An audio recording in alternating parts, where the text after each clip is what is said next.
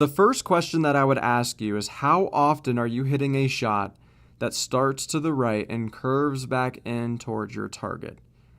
Like, how often are you doing that on the range versus the golf course? Because we might not need to make any changes to your golf swing at all.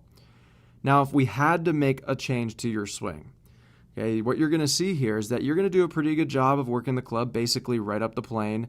You're going to get up to a decent top position. Hands are above your heels. The shaft is kind of on the plane there.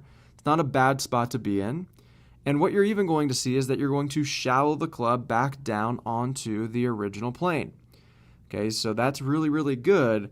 If we had to make a change, okay, what I would have you do is put an alignment stick down your belt loops and slow down your lower body just a little bit, because you can see that your lower body is going to fire. You're leaving your hands and arms very high.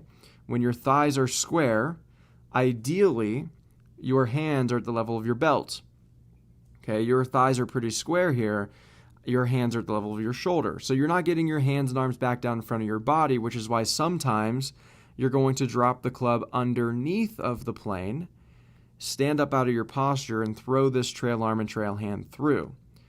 Okay, so I would do the spin out drill with the alignment stick down your belt loops, get your hands and arms down in front of the stick as you shift your weight into your lead side.